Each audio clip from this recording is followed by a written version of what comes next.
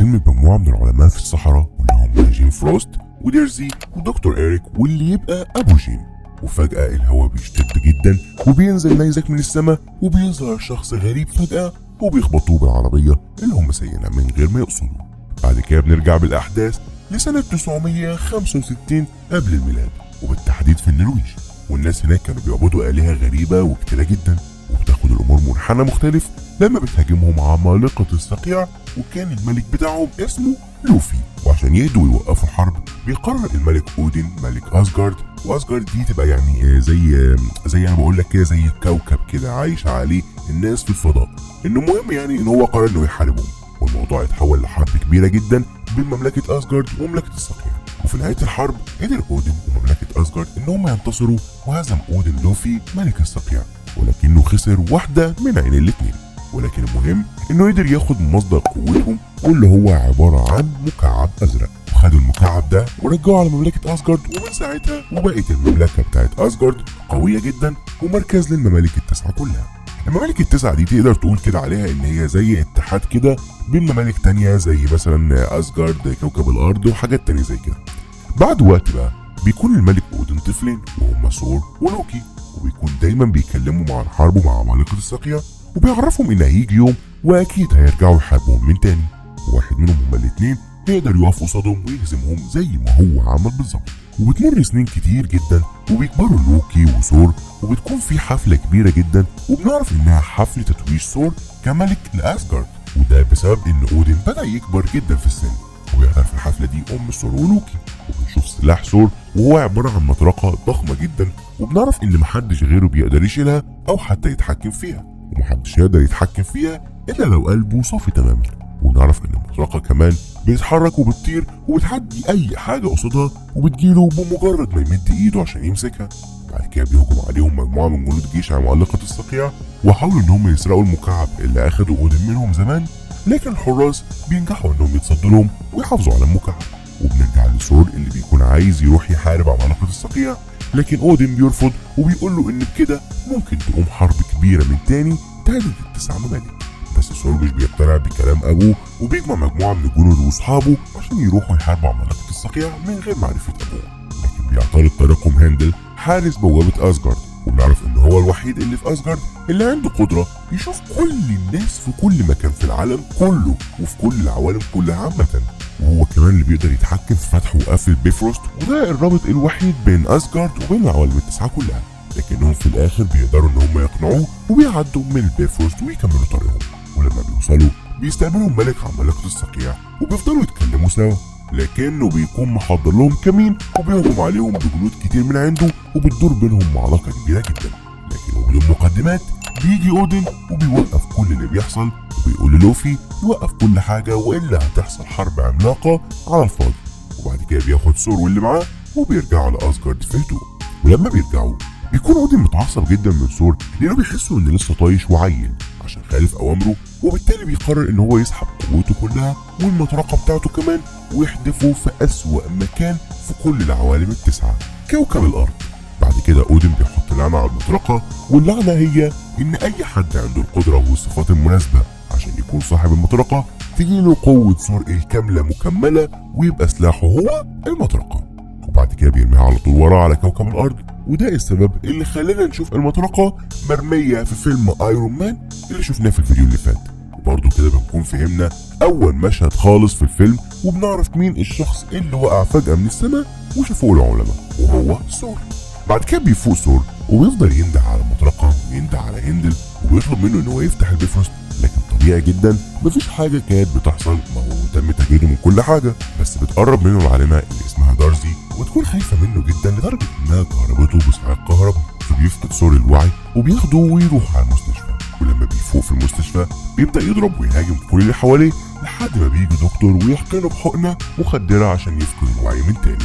وتاني يوم بيجي شخص ماشي بعربيته وبيلاقي حفرة كبيرة فيها المطرقة، بيحاول انه يسدها او يشيل المطرقة لكنه برضه بيفشل.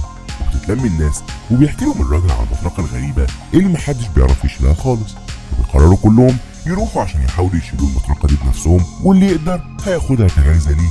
لكن الطبيعي كلهم بيفشلوا، وبيوصل للمكان فيل عامل منظمة شيلد وده المشهد اللي كان في اخر فيلم ايرون مان اللي شفناه قبل كده، وبيبلغ المنظمه باللي حصل، وفي نفس الوقت بيكون ثور خرج من المستشفى. وبننتقل لاسجارد وبنشوف لوكي واللي بيكون عايز ياخد مكعب عمالقه الصقيع ويشوف ايه اللي فيه، وفعلا بيروح يعمل كده، ولما بيلمسه بيتحول وبيكون زيهم بالظبط. وبيجي له اودن وبيقول له حاجه غريبه جدا جدا، وهي ان لوكي اصلا مش من اسجارد، وانه كان طفل من مملكه عمالقه الصقيع، واودن لقيه واخده يربيه. لكن الحقيقه هي انه مش اخو ثور ولا ابن اودن اصلا، ولا اصلا من مملكه اسجارد. طبعا بيتفاجئ لوكي بكلام اودن وبيزعل جدا، وبيقول له ان كده عرف هو ليه دايما ابوه بيفضل ثور عليه دايما، وان ده بسبب انه من عمالقه الصقيع، لكن ثور يبقى ابنه اللي بيحبه. اودن في اللحظه دي طبعا تعب جدا وزعل انه قال للوكي الكلام ده، فجم الحراس واخدوه. وقتها لوكي بيستغل ان اودن تعب جدا ومش قادر انه يعمل اي حاجه، فبياخد العرش مكانه. وبنرجع لثور وبنشوفه قاعد في مطعم مع العلماء اللي لقيوه، وبيسمع بالصدفه اتنين بيتكلموا على مطرقه غريبه محدش قادر يشيلها.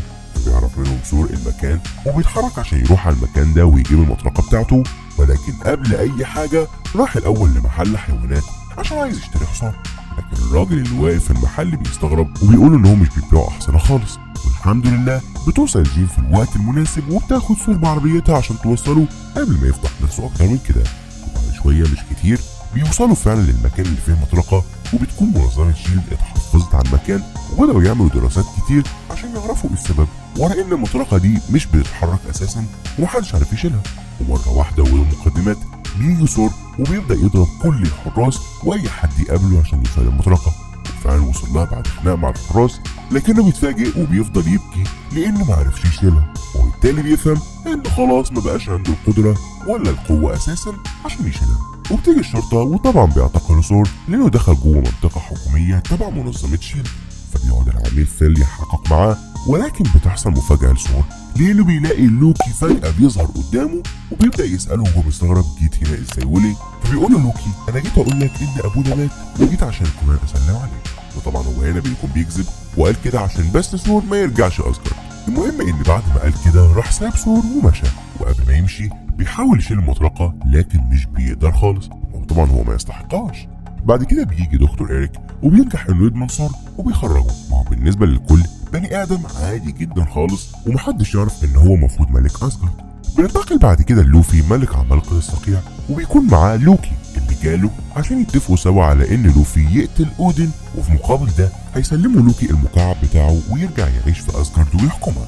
بس في الناحيه التانيه بقى صحاب ثور قرروا ان هم ينقلبوا على لوكي وينزلوا الارض عشان يدوروا على ثور ويرجعوه تاني اسجارد. وهندل بيقرر انه يساعدهم وفتح لهم كمان البيفروست، وده بسبب انه عارف ان لوكي شرير جدا، ده غير انه اساسا عارف كل اللي عمله مع ابوه اللي المفروض ان هو ابوه اودن. عامة بينزلوا من اسجارد على الارض وبتفاجئ ثور لما بيشوفهم وبيجري عليهم يحضنهم، وبعد كده بيعرفوا ثور ان اودن لسه عايش مش ميت وان لوكي كذب عليهم. وفي اسجارد بيكون في مواجهه في نفس الوقت بين لوكي وهندل بسبب انه بعت صحاب ثور للارض من غير اذنه، وللاسف بينجح لوكي انه يجمد هندل، وبيبعت لوكي وحش مسحور من اسجارد للارض عن طريق البيفروست، وده عشان يقتل ثور ويخلص عليه. صراحه ما شفتش اوطى منه. وبيوصل الوحش وبيكون شبه الروبوت، وبيشوفوا فيل عامل شيلد وبيفتكروا الروبوت من صنع توني ستارك وبيقرب منه، لكن الوحش بيهاجمه وبيبدا يضربه لغايه ما بيوصل لثور واصحابه، وبيبداوا كلهم ان هم يضربوا في بعض وضربه يمين على ضربه شمال، لكن في النهايه بيتضرب ثور وهو بيدافع عن صحابه وبيكون خلاص هيموت. لكن على اخر لحظه بترجع له قوته وبيقدر يشيل المطرقه من تاني، وده لانه اخيرا بقى يستحق انه يشيل المطرقه لانه كان هيموت تضحيه لاصحابه. وهو من رجعت قوته بيبدا يهجم على الوحش من كل ناحيه وبينجح فعلا انه يتغلب عليه. وبعد كده بيمشي على طول ويروح على اسجارد بسرعه. وفي اسجارد بنشوف لوفي ملك عمالقه الصقيع بيكون وصل عند اودن وخلاص هيقتله، لكن بيجي لوكي في اخر لحظه وبيقتل لوفي وبينقذ اودن. وبنكتشف انه عمل كده عشان يقتل لوفي قدام الكل فيحبوه ويكرموه ويبقى بطل بالنسبه لهم والملك. لكن فجأة بيجي ثور وبيقول لأمه إن لوكي بيكذب وإن هو اللي خطط لكل حاجة، وبيعرفها إن هو اللي اتفق مع لوفي وإنه بعت وراه وحش عشان يقتلوه. فبيفضل لوكي ينكر كل كلام ثور، وفي نفس الوقت بقى يستفز ثور، لكن ثور ما كانش راضي يتخانق معاه وبيقول له إنه مش هيضربه أو يقتله لأنه أخوه. لكن لوكي مش بيهتم وبيفضل يقول له انا مش اخوك، وبيبدا يضربه. وثور مش بيكون قدامه اي حل وقتها غير انه يتحارب معاه هو كمان، وبتخلص المعركه ما بينهم بان ثور بيتغلب عليه وبيقدر ان هو ينومه على الارض ويحط فوق صدره المطرقه عشان ما يتحركش من مكانه. بعد كده بيقرر ثور انه يروح يدمر البيفروست، وبيكون حزين جدا لانه عارف ان وقتها مش هيقدر ان هو يشوف جين اللي حبها تاني، لان ده الطريق الوحيد بينه وبين الارض. لكن هو كان عاوز يخلص من موضوع حرب العوالم ده نهائيا، عشان كده دمر البيفروست. بعد كده بيكون لوكي قدر ان هو يتحرك لان ثور شال من عليه مطرقه عشان يعرف يدمر بيفروست، وبالتالي بدا يهاجمه من تاني، ويكونوا الاثنين خلاص هيقعوا في الفضاء. لكن ثور بيقدر ان هو يلحق نفسه ويمسك في ايد اودن اللي بيكون خلاص فاق وجاي عشان ينقذه، وبيمسك ثور لوكي بايده التانيه عشان ما يقعش في الفضاء. لكن لوكي بيحس بالذنب لانه كان عاوز يقتل اخوه، وكمان كان عاوز يقتل ابوه وياخد مكانه، وعمل حاجات كتيره جدا وحشه. فبيقرر يسيب ايد ثور ويرمي نفسه في الفضاء عقابا لنفسه قدام ثور واودن اللي بيزعلوا جدا عليه لما بيلاقوه واقع في الفضاء، واكيد طبعا هيموت. من الناحيه التانيه بقى بنشوف نيك فيوري بيستدعي دكتور إيريك لشيلد وبيديله مكعب اسمه التسلاكت عشان يدرسه ويقول له عنه اي حاجه. وبنشوف ان لوكي واقف وراه متخفي يوشوشه عشان يخليه يوافق انه ياخد المكعب، وبيوافق دكتور إيريك انه ياخد المكعب. تحبوا نتكلم عن ايه في الفيديوهات الجايه؟ اكتبوا لنا في التعليقات. ولو الفيديو عجبكم ما تنسوش اللايك والشير، والناس اللي اول مره تشوفنا اعملوا سبسكرايب وفعلوا الجرس علشان توصلكم فيديوهاتنا اول باول.